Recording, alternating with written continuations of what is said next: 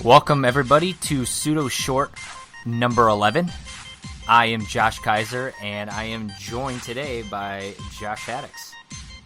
What is going on? We're recording a little early on this one, huh? We are. This may be the earliest we have ever recorded a podcast as far as time of day, anyways. Oh, yeah. I think by far. I think the next would be when we did the game ones, but that was even a little later, so. Right, yeah. As always, our Pseudo Short, of course, our podcast that we do on our off weeks. And instead of a 90-minute podcast, we do a short one that's somewhere between 20 and 30 minutes. And this week, we're going to go ahead and break down kind of the Blockbuster summer movies. We did a show last year about it. They're kind of fun to talk about the movies that we're most anticipating, or maybe the ones that Hollywood is probably most anticipating to do well, or, any of those, the big names, the home runs, and then some of the other movies that are on this list that we just think are worth mentioning. And we'll just get right into it. We'll start with, as today is June 9th, 2017. I don't know if I did that or not. I may not have said the date, and I know Hoagie's a stickler for that, so without him here, I'll have to say it. As of today, the release of The Mummy, and no, not Brendan Fraser's classic, but this is the Tom Cruise version. And initial thoughts, Haddix, when you first saw the previews, is this a movie that you wanted to see? It kind of feels like a Mission Impossible, and I say that because Tom Cruise is in it, but it felt like an action movie more so than a mummy movie, if that makes sense. Yeah, more so than a monster movie, if you will. I think it'll be good. I don't know if I'll go out and see it. It's kind of like one of those movies in my mind, but it's a movie that I will want to see at some point, whether that's when it gets released on Blu-ray or something to that extent. But I think it could be good. I mean, I enjoyed the original Mummy movies. Not that this has anything to really do with that. And I do. To be fair, to that point, if this was The Mummy 4 and Brendan Fraser was in it, I think I would be more inclined to want to see it from the beginning. Like, I'd be like, yeah, I kind of want to go see that. It's been a while, and I enjoyed Brendan Fraser. Like, I want to see this. But it's not. I can give you that. The third one, though, wasn't the greatest. I don't. To be honest, I don't think I've ever seen the third one. Yeah, that one, I think that's kind of what maybe messed up the franchise. To be honest with you, I think the most exciting thing is I'm very curious to see how the whole Dark Universe thing pans out. That's how... I think it's worth noting or discussing that a little bit here briefly, because they don't talk about it in the movie at all, or as far as the previews and stuff. And if you don't know any better, you just think this is a one-off movie. But why don't you elaborate a little bit on what this Dark Universe is? Because I think it's, to me, the most intriguing part of the entire movie. Well, I mean, you and I kind of talked about this the other day. I don't know if they came up with this as an afterthought. Maybe they got really good reviews on the trailer or something like that, or it's been planned all along. I have no idea, but it's Universal's version of almost the MCU. They are creating this universe that's all these monster movies. The Invisible Man. I think they're going to do Frankenstein.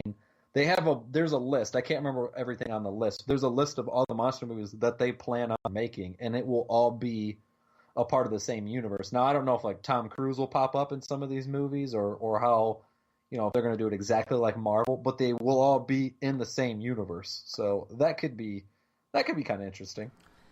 Yeah, that's the most interesting part for me, is it's sort of rebooting the Universal Studios monster movies. I think Creature of Black Lagoon is another one, and I want to say Bride of Frankenstein might actually be the next one that's listed to come out. But like you said, they're all kind of tied together. And it is very interesting to see now that if they tie all these monster movie classics together, where it goes. So yeah, that's something I'll keep an eye on out for it, because I think it is something different, anyways, as far as the connected universe for the monster movies. That said, that's probably enough about the movie. I think we're both in agreement. We may not rush out and see it, but we'll check it out at some point, whether it's rental or television or something. Unless for some reason it comes out and gets like rave reviews or something like that. But yeah, fair enough. Yeah, I think we're waiting on the reviews for that one. The next one on our list comes out June 23rd, and this is Transformers: The Last Knight. I believe this is the 5th installment now, and according to Michael Bay, his final movie directing the Transformers series. And I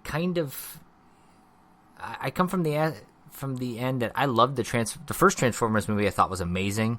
It's kind of gone downhill since. I thought the third one myself, I thought it was all right. I know it's gotten some bad reviews. I thought the fourth one was absolutely terrible. And I'm kind of ready for it to be over. I'm kind of over the Transformers thing. But if this is indeed going to be the final Transformers movie for a while, I'll probably end up checking it out. And it looks like, from the previews, it kind of looks like Optimus Prime is a bad guy in this for whatever reason, trying to save his planet at the cost of Earth. Yeah, I agree with everything you said. If this was just another installment, I don't know when I'd see it, but I'll probably definitely see it just because it is the last. Kind of want to see how it all kind of gets wrapped up, if you will. And for those of you who may have not watched the fourth one, it's worth noting the Shia LaBeouf and Megan Fox days of this Transformers era is over. We've got Marky Mark is kind of the main character there, and he's kind of reprising his role in this one. Though a couple of the other side characters will be back. Josh Duhamel's character is there, and I think that one guy who sort of plays, he was kind of like the goony FBI secret agent guy. I can't think of his name. He's been in a lot of them as like kind of a comedic relief a little bit. Yeah, I can't remember his actual name. I believe he'll probably be back in this one as well. He kind of seems to have that little side character role. That said, any chance you think you'll be seeing this in theater or just whenever you get around to it? I think it might kind of depend. If I had to guess, it'll probably be after theaters, but I wouldn't mind going to see it in the theaters because it is the last one. Yeah, I think I agree with you on that one, and that's probably where I stand with it. So that's Transformers: The Last Knight, June 23rd, for those of you looking forward to that.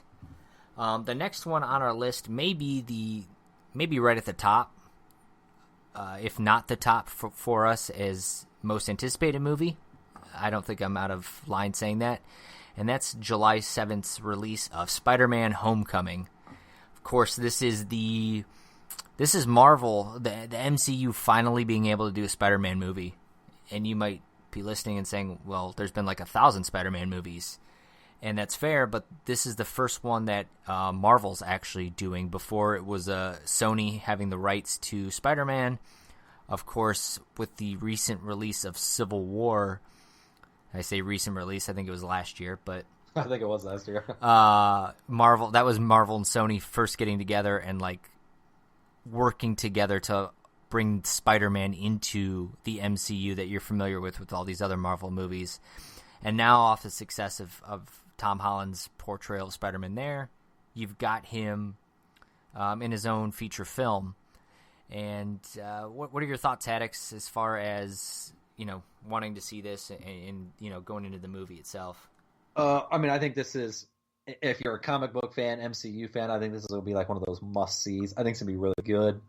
I really enjoyed his portrayal so far and what the previews have shown. I do hope there's a little bit more to it. I feel like they've shown a good amount in the previews, not necessarily spoiled anything, but I do hope there's some type of twist or some story arc that becomes visible that we don't yet know about, because it does seem to be laid out already, but which isn't necessarily a bad thing. But I agree. This is one of those, I hope it doesn't turn into a Batman versus Superman sort of thing where the trailer basically gave you the plot of the movie and not much, a little bit happens outside of that, but not much. Yeah. And it did seem like it was a little spoilery for trailers as far as they're concerned. Of course, Michael Keaton being the big villain in this one, which is, I'm kind of interested to see. He seems to have kind of pigeonholed himself into these bird-related roles these days, right? I see what you did there. I see what you did. So, And of course, I guess it's big, as Marvel's kind of been doing in a lot of these solo movies, is having some crossover, and Iron Man seems to be Robert Downey Jr. has a big role in this movie. Yeah, it'll be interesting to see how much he's in it. I do think it's a little smart, though, to give the casual fan, like, oh, this, because like you said earlier, there's been all these Spider-Man movies out. So for the casual fan who maybe doesn't follow closely, who thinks maybe it's related to those films, that might be kind of a reminder, like, oh, this is kind of set in what's been going on recently, more so than the past films. That's a good point. Let me ask you this. Do you want to see flashbacks of him gaining his powers at all, or do you just hope that they don't even touch that origin at all? I hope they don't. We literally have had, this will be the second reboot. When did the first Spider-Man come out? 2002, 2003, somewhere around there. Yeah, because so, the only reason I know that off the top of my head is because the 9/11 thing, they originally filmed it with the Twin Towers, that's right, and then had to refilm the end. So yeah, 13 years-ish, 13, 14 years, this will be the second reboot. Like, we know. We know, we get it. If you don't know, you can Google it and find out real quick. And he's got one of the most, famous, I feel like right there, other than Superman and Batman, he's got to be number 3 with the origin story, right? Yeah, especially with all the cartoons and stuff from the 90s. Yeah, I don't think you need to, I don't even think you need to show anything, at all. Yeah, I am perfectly fine with that. So you don't want to see any Uncle Ben, great power comes great responsibility, flashbacks exactly. Or anything? I really hope they don't, to be honest with you. Give us the whole movie with a young Spider-Man. And I mean, they already introduced him in Civil War, and there was no problems with that. So we don't need to go back, Right, I agree. And actually, I could see a situation where Robert Downey Jr., or Tony Stark, I guess, kind of plays that mentor fatherly role in this movie, sort of what the Uncle Ben and Uncle Ben's legacy in the previous Spider-Mans were. I could see that being Tony Stark's role in this movie, avoiding then having to do a Uncle Ben flashback and all that. Which I'd be okay with that. So that's enough about that. Of course, Spider-Man Homecoming, July 7th. Looking forward to that one. The next one on our list is probably, I said Spider-Man was right up there. This is number 1 for me, is most anticipated, coming out July 14th, and that is War for the Planet of the Apes. If you're a fan of Planet of the Apes, if you've watched the reboots, they have done a phenomenal job. The first, Rise of the Planet of the Apes was a fantastic movie. Dawn of the Planet of the Apes, I think it was one of those, they made Rise just thinking we're going to make this one-off movie. It had huge success, so then they're like, okay, let's turn it into a trilogy. And they came back, wrote Dawn, it was great, and now they've got War for the Planet of the Apes, and it's just... I'm really psyched for this movie. They haven't dropped the ball at all, and this could be arguably the best trilogy that we've seen in movie theater in a long time, if this movie doesn't drop the ball. And what I like about it, too, outside of, some of the apes, they kind of, the actors in the movie change each movie because it's almost like a different period of time going on. So, you don't have, James Franco was in the first one. And, by the time the second movie came out, James Franco's character is just thought to be basically gone. So, I like the way they're just almost independent stories that are continuing from each other, which sounds a little strange. So I'm looking forward to this one. I don't know how much you have to say about this movie if you're on the hype train like I am. I never saw the second one, so not because I didn't think the first one was good or anything like that. Just kind of never happened. So I do think you're right. I think it's going to be good, but I would have to go see the second one before I saw it. Let me ask you this: is it done after the trilogy, or do you think there's a chance that it could be? It's a great question. Extended. I think it's going to be done. But that said, it's done so well that maybe they're going to leave themselves open for a possibility of another one. And like I said, the thing that's nice about these movies, you don't carry over characters from the last one, with the exception of some of the the major ape characters. So you can get away with writing another story after this, or, writing, you could even do like sort of what's happening somewhere else while all this is going on, because right now this has all been taking place kind of in the San Francisco Bay Area, I believe. I can't remember now where the second one, if it was in that same area or not. I think it was. But, the second one starred Gary Oldman, and then this one's got Woody Harrelson. So, I mean, they've really kind of gone from one person to another. So there's a lot of opportunity for them to go in other directions. I'd be okay if they wrapped it up with this one and said that's it, and those are the trilogy. So, but we'll see. The original Planet of the Apes, I think they had 5 movies, and 4 and 5 were some of the worst movies in history. So. You never know how that goes. If they see the success and the money, they might just keep writing. That said, the next one we've got on our list, also coming out. Nope, take that back. Coming out July 21st is Valerian and the City of 1,000 Planets, and this is probably the one I know least about. It seems to be a big deal. It's based off a French science fiction comic book. From the 60s or something like that. That's was published, according to Wikipedia, up through 2010. So, oh wow, yeah, very popular. Looks like they made animated television series. Again, I have not much to say about this. When I first saw the previews for it, it felt like Fifth Element to me a little bit, the way they designed the city and stuff. And it turns out the director for it is actually the same guy who directed Fifth Element. So it makes a little more sense there. My only comment about this, because I'm on the same boat as you, I don't know. It does look visually cool. I hope that, what was that movie that came out a few years ago that was supposed to be real huge? They hyped it up. John Carter? John. I hope it doesn't. That was supposed to be this visually amazing movie. They couldn't make it in the past because of the visuals they needed. Right. Yep. So I hope that the same thing doesn't happen to this movie that happened to that movie. But it does look cool. It does. I will say visually it looks great. Actually, it's one of those movies that you might be able to watch in 3D and actually say it was worth seeing in 3D. Yeah. Agreed. The main character was the guy who played Harry Osborn in The Amazing Spider-Man, the last reboot we had. Pretty good actor. He's been in some good stuff. Dane DeHaan, I think is how it's pronounced. But that was his. The chick is in Suicide Squad too. Isn't that? Oh my God, what's her name? She was a model. And she was in Suicide Squad. She was the Enchantress in Suicide Squad. Cara Delevingne or something? Delvegny or Delvegny. I don't know how to pronounce it, yeah. Yeah. Clive Owen is actually in this. And I'm looking at the IMDb page. Rihanna is in this, and she is playing a Bubble. So nice. I don't know what and there's a guy named Herbie Hancock in here. So just the old Herbie Hancock. Actually, I wonder if that is the Herbie Hancock. Yeah, I think it is. That's weird. So we'll see. I'm not probably going to jump out and see this, but if it starts to get crazy good reviews, I might check it out. But yep, agreed. July 21st for Valerian and the City of 1,000 Planets.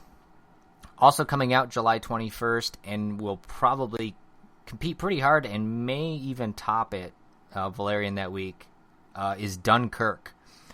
And to the average moviegoer, you might say, "Why? It's just a war movie, World War II war movie, actually, I believe."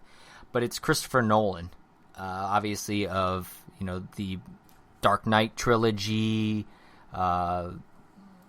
I can't think of that one movie, Inception, Interstellar, Prestige, too, right? Interstellar. Yeah, so he's the list of movies that just listed off were great. Memento was another one.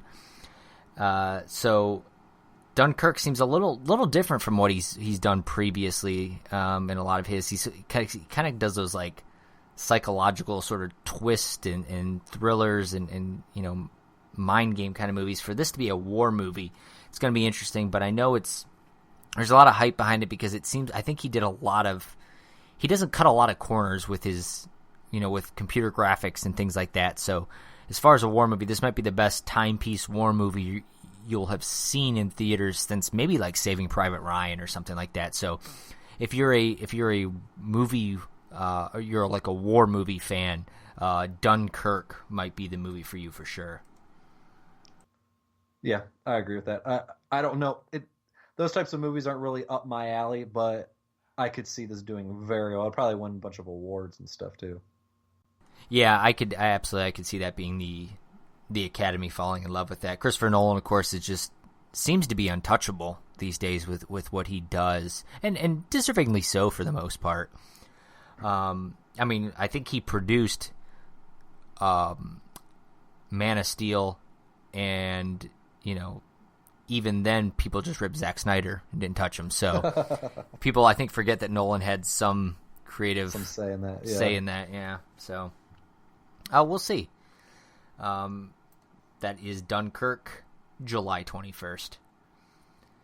And the next one worth mentioning, this one's for the kids. You've got Despicable Me 3, obviously, coming out. You got Cars 3. So 2 huge blockbuster children's movies, the animated films. But the one that these 2 movies really have to compete with is going to be coming out July 28th, and that's the Emoji Movie.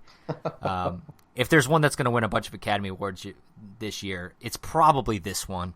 I think they passed on Christopher Nolan for this movie, because why not make a movie about emojis?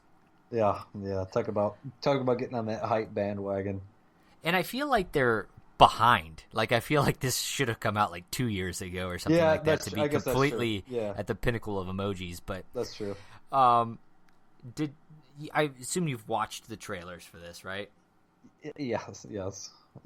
So the concept basically is the one guy plays. It's T.J. Miller, isn't it? It sounded like him doing the voice. I honestly did not look. To be honest, I did not look that up to see who that was. I'm gonna have to do that. But it sounded like T.J. Miller, who of course you may know from he was in Deadpool and Silicon Valley. Is probably what he's most known for.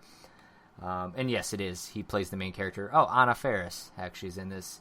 Sophia Vergara. I never know. Patrick Stewart. Big names. Patrick Stewart's in this. Patrick Stewart, of course, playing the poop emoji. Of course, because why wouldn't he? Some big names in this movie. Yeah, actually, Christina Aguilera's in this. Wow. Maya Rudolph. I guess I didn't realize that when I was. Oh, I didn't either. Wow, literally everybody on here is pretty well known. Maybe this movie will do better than we thought. I guess so. That said, the concept basically is T.J. Miller is the voice of the meh emoji.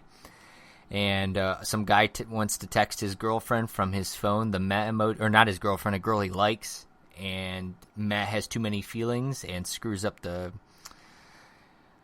emoji face, and this guy's going to delete his phone, and if he deletes his phone, all these emojis inside the phone are going to die. So just listening classic. To you describe that movie.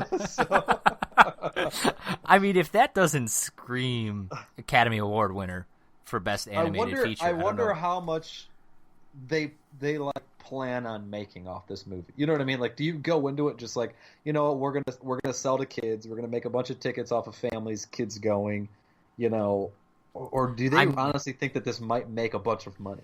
We'll look at that cast: T.J. Miller, Anna Faris, Patrick Stewart, Sophia Vergara, Jennifer Coolidge, James Corden, Maya Rudolph, Rob Riggle. Like, those are all very famous people.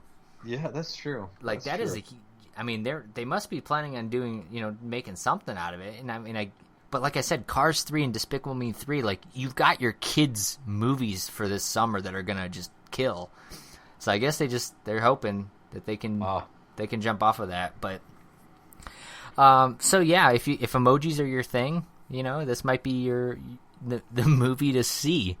I did see a Candy Crush shout out in the trailer as well, so you've got that. And I did notice. There's 3 different trailers, and I watched all 3. Unfortunately, I only watched one. Did you see the one where they go to the land of unused emojis or ignored emojis or something to that effect? No, but it's kind of like the unused toys and. He's kind of, yeah, but so it was basically he went in a room and it was supposed to be the emojis that are never used, and there was like a couple in there I can't think off the top of my head that like I'm like, oh yeah, I've never used those emojis, but the eggplant emoji was in that room, and I call BS on that. I was gonna say that it might be the most improperly used emoji. Well, that's fair, yes, but it is not an unused. As a matter of fact, you see it all over like Twitter and stuff all the time. It is, yes. I mean, when you need an emoji to represent the penile area, the male genitalia, yeah, the eggplant is used. So yes. Hopefully, he has a nice role in the Emoji movie as well, other than just being a background character. Yeah, he was actually the eggplant was playing video games with an old lady who they called Bi Felicia. So there was a Bi Felicia joke. Oh, wow. God, in this as well. This is a movie that in 10 years from now will make no sense to anyone watching it. Well, to be fair, it should have come out 2 years ago because right now it makes it. That's true. I'll even give you that. Yeah. So that is the Emoji movie for those of you who want to ironically go watch it, and that comes out July 28th in theaters. Take the kids, I guess. As we kind of wrap things down, we got one more movie. And that's Dark Tower, coming out August 4th. Of course, this is based off the Stephen King series. I never read the book series, the Dark Tower series, but I know a lot of people are really looking forward to this. And Stephen King refers to... I did a little quick reading, or like a little Wikipedia reading, about the Dark Tower series. He basically... has multiple genres: dark fantasy, science fantasy, horror western, and Stephen King, like, they basically link together it's his multiverse. He links other series together with it, apparently, and Stephen King describes this series as his magnum opus. So that's a pretty big deal. So this movie now is like sequel, apparently, to the Dark Tower, which was the final book of the series. So it's going to be interesting to see how this plays out. A lot of people are hyped and also like nervously excited for it to hope it doesn't like ruin things. And Matthew McConaughey and Idris Elba kind of headline it. So you've got two big actors, based on Stephen King's kind of lore. So there's a lot to be looked forward to. And I think I'm going to check this movie out, to be honest. I think this might be the movie I'm excited for the most after Spider-Man. And I did not read any of the books either. But after I saw the trailer, I had been seeing updates, on Reddit and things like that when they casted McConaughey and Idris Elba and all that. After I watched that trailer when it came out, that movie looked really good. Yeah, it did. It does. I'm very excited to see it. Literally based off nothing but the trailer. I have no knowledge of anything. It just looks like it's going to be a really good movie. Well acted, just looks like a good thriller. Yeah. Like you said, you've got you've got big names in it. You've got the Stephen King universe involved, so has a lot of potential to be maybe a kind of a steal the summer, Oh yeah, definitely. Shows, if you will, especially non-superhero, movie. Right. Yeah, I mean, it definitely could be the surprise of the summer. Assuming the Emoji movie doesn't just absolutely kill. But we can't even put that in the same category. That's fair. That's fair. But that's gonna be it. That's kind of our summer blockbuster movies in a nutshell. Are there any others, Haddix, as we kind of wrap things up that you want to mention or anything like that? No. I mean, obviously the one I think at the end of the day, the summer one I'm looking forward to the most is Wonder Woman, although that's already come out, and we will be talking about that separately. But going into this year, that was my favorite movie to look forward to. Well, there you have it. I will be looking forward to War of the Planet of the Apes, or For the Planet of the Apes, and whatever. And the Emoji movie. And the Emoji movie, of course. So look forward to all that. What about you guys? What do you want to see, PNPers? Reach out to us on Twitter or on Facebook. Let us know what movies you're most anticipating. And feel free to subscribe to us on iTunes. Leave us that 5-star rating. And next week, join us for a full 90-minute show. As Haddix alluded to, we will be breaking down the Wonder Woman movie. So go see that one, because that one's in theaters right now. And I've already seen it once. I may see it again because it was pretty good. So a little tease, spoiler for next week's show. From the Great Lakes to the Great Lakes. I am Josh Kiser, and he is Josh Haddix. And we will see you guys next time. Have a good Friday.